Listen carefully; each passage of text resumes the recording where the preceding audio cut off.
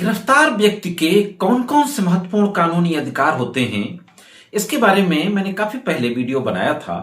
अगर आप डिटेल में जानना चाहते हैं तो आई बटन में उसका लिंक मिल जाएगा। आप उस वीडियो को क्लिक करके गिरफ्तार व्यक्ति के अधिकारों के बारे में जान सकते हैं। आज मैं बात करने जा रहा हूं गिरफ्तारी से संबंधित सुप्रीम कोर्ट के जो लैंडमार्क जजमेंट हैं वो क्या हैं। करीब 7-8 जजमेंट्स के बारे में बातचीत करूंगा और 2 लाइनों में ये बताएंगे कि सुप्रीम कोर्ट ने गिरफ्तारी से संबंधित कौन से महत्वपूर्ण प्रिंसिपल लेट डाउन किए।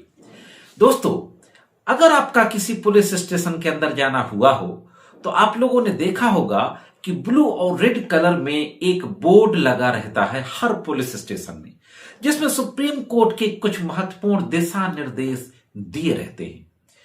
जो दिशा निर्देश लिखे रहते हैं पुलिस स्टेशन के अंदर, सुप्रीम कोर्ट के द्वारा वो कौन से फैसले में दिए गए थे, वो केस क्या था, और जो बाकी लैंडमार्क जजमेंट्स हैं गिरफ्तारी से संबंधित, हथकड़ी लगाने से संबंधित, उन जजमेंट्स में और इनकाउंटर करने से संबंधित उन फैसलों में कौन कौन सी महत्वपूर्ण बातें कही गई हैं, इन सारी बातों के बारे में आज के इस एपिसोड में बहुत ही ब्रीफ में बातचीत करने जा रहा हूं। तो दोस्तों, मैं करीम मोहम्मद सिद्दीकी एडवोकेट एक बार फिर हाजिर हूं आपके बीच में अपने YouTube channel legal and social awareness में सुप्रीम कोर्ट के इन्हीं महत्वपूर्ण फैसलों से संबंधित जानकारी लेकर के। बहुत महत्वपूर्ण जानकारी है। मैं समझता हूं कि ये जो जानकारियां हैं गिरफ्तारी से संबंधित कानून और सुप्रीम कोर्ट के फैसलों में दिए गए महत्वपूर्ण सिद्धांत, वो ना सिर्फ वकीलों को, ना सिर्फ लॉ से जुड़े हुए लोगों को, बल्कि भारत के हर नागरिक को जानना चाहिए। तो जुड़े रहे आखिर तक, देखते हैं कि आगे संपूर्ण जानकारी क्या है। सबसे पहले बात करते हैं, जैसा मैंने अभी कहा था कि अगर आपका कभी किसी पुलिस स्टेशन के अंदर जाना हुआ हो तो ब्लू और रेड कलर का एक बोर्ड आपने देखा होगा जिसमें सुप्रीम कोर्ट के महत्वपूर्ण दिशा निर्देशों का जिक्र होता है। वह केस था साथियों DK Basu versus state of West Bengal 1997 का केस की डिटेल आपके स्क्रीन पर है। बहुत ही महत्वपूर्ण गाइडलाइंस जारी की थी सुप्रीम कोर्ट ने अरेस्ट से संबंधित। हम महत्वपूर्ण 2-3 बातों के बारे में, हर फैसले की बस 2-3 बातों के बारे में चर्चा करेंगे, नहीं तो वीडियो काफी लंबा हो जाएगा। डीके वासु का जो फैसला था 97 तक का एक ऐतिहासिक फैसला था, लैंडमार्क जजमेंट था। इसमें 11 अनिवार्य दिशा निर्देश सुप्रीम कोर्ट ने जारी किए थे जो पूरे देश की पुलिस को फॉलो करना जरूरी है। उन्हीं गाइडलाइंस की रोशनी में हर थाने में वो बोर्ड लगाया गया था। जो महत्वपूर्ण बात थी, गिरफ्तारी मेमो तैयार होना चाहिए।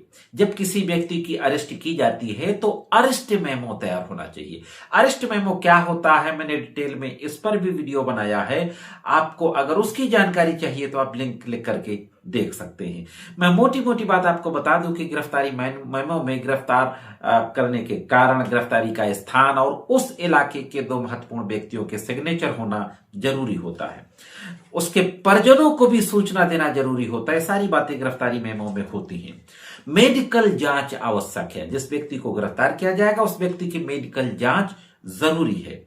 पुलिस अधिकारी अपनी पहचान के साथ है। अक्सर आप देखते हैं कि पुलिस आदि वर्दी में आ जाती है, पता ही नहीं होता पुलिस वाला या कोई डकैत घुस आया। तो विजिबल नेम प्लेट होनी चाहिए हर पुलिस अधिकारी की, लगी होनी चाहिए उसकी नेम प्लेट कि उसका नाम क्या है, उसकी रैंक क्या है, विजिबल होना चाहिए। पुलिस अधिकारी पहचान के साथ ही आकर के किसी को गिरफ्तार करेगा।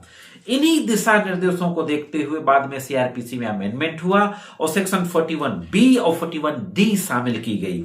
41B में प्रोसीजर ऑफ अरेस्ट की बात कही गई है। 41B के स्थान पर जो बीएनएसएस की नई धारा आई है वो आई है 36 बीएनएसएस।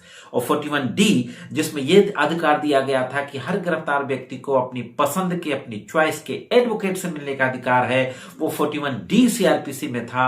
उसके स्थान पर जो धारा ये बीएनएसएस की 38 बीएनएसएस। दोस्तों, तो ये महत्वपूर्ण गाइडलाइंस थी जो DK Basu versus state of West Bengal के केस में दी गई थी। अब देखते हैं कि इसके बाद जो केस था उसमें क्या कहा गया था। साथियों, हालांकि जो केस था जिसके बारे में अब मैं बात करने जा रहा हूं वो डीके वसु के केस के पहले का केस है, 1994 का केस है, लेकिन इसमें भी बहुत महत्वपूर्ण गाइडलाइन जारी की गई थी। Joginder Kumar versus state of Uttar Pradesh.